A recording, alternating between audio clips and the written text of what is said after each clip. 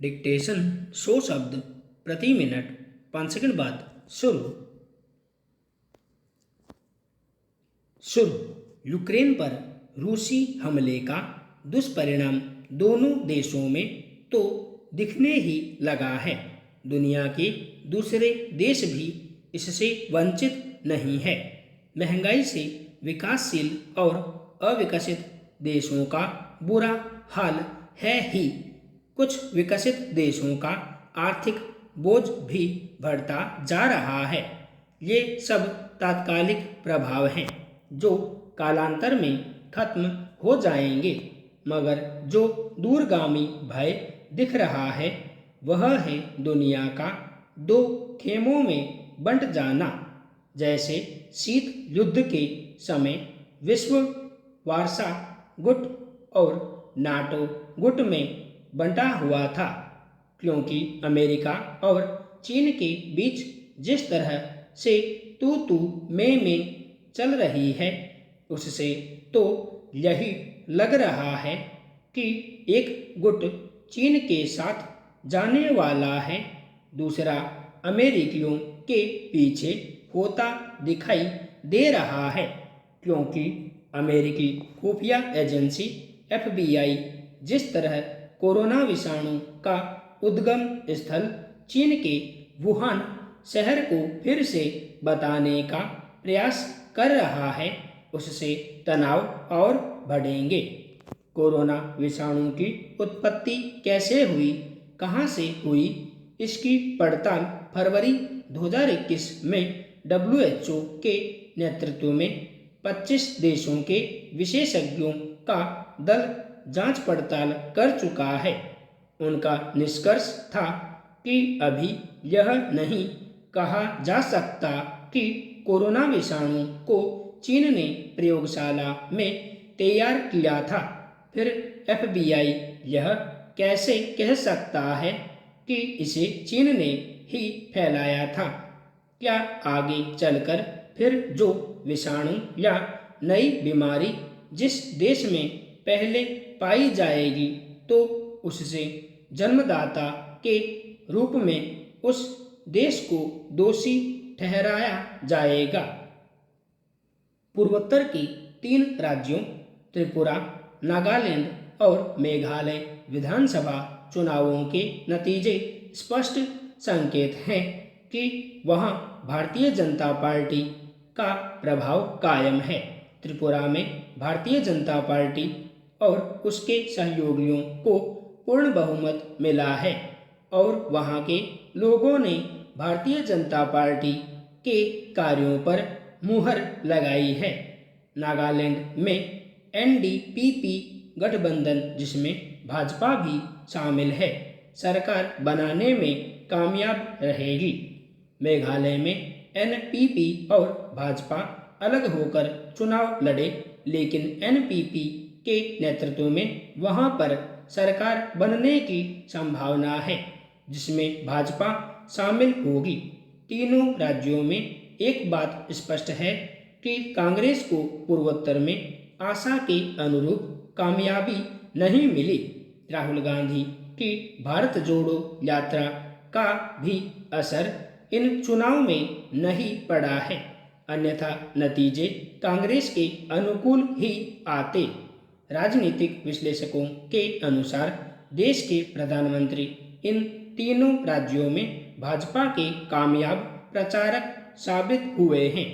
आने वाले विधानसभा चुनावों में कर्नाटक में बड़ा चुनावी घमासान देखने को मिलेगा।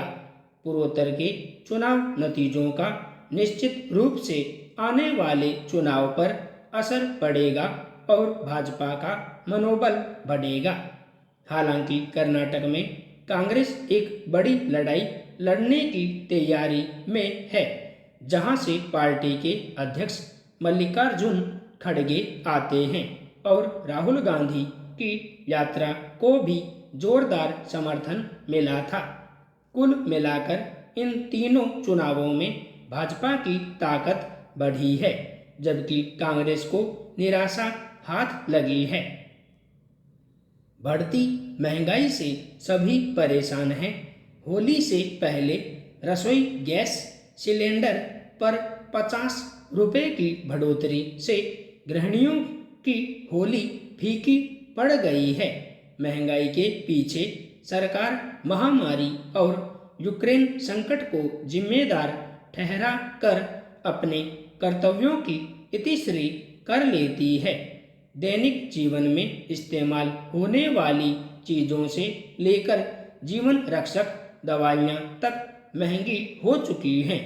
सरकार ने गरीबों को उज्ज्वला योजना के तहत गैस सिलेंडर उपलब्ध कराया, लेकिन बढ़ती महंगाई की वजह से गरीब जनता फिर अपने पारंपरिक ईंधन से खाना बनाने पर मजबूर हो गई है। डीजल और पेट्रोल की कीमतों में वृद्धि का असर सभी चीज़ों पर पड़ रहा है।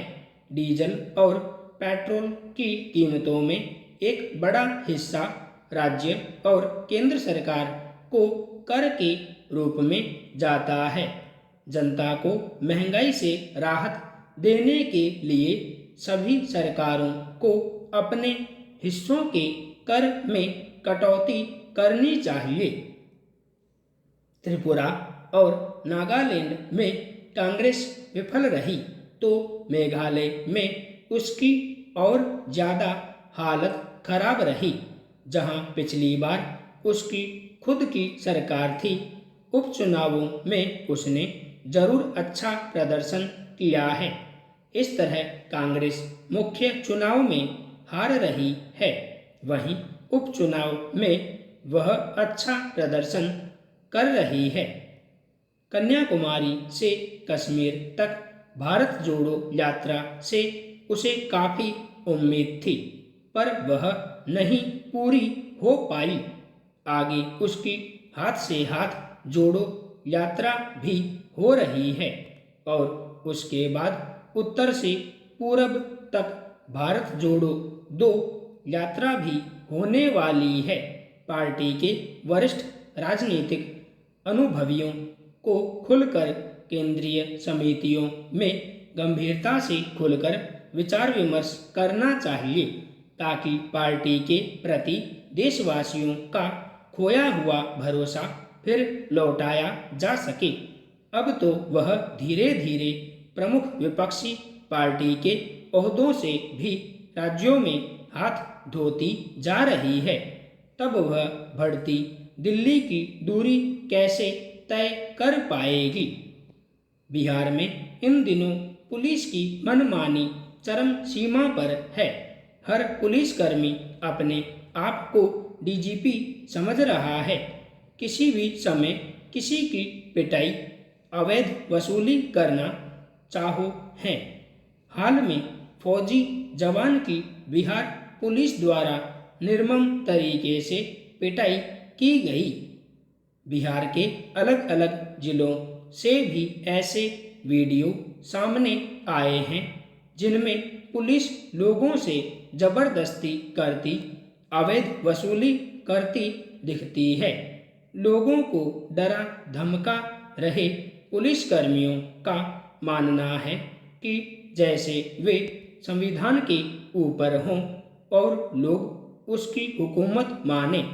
पुलिस की इस तरह की मनमानी से लोगों में अविश्वास, आक्रोश, व्यवस्था के प्रति नकारात्मक विचार पैदा होता है।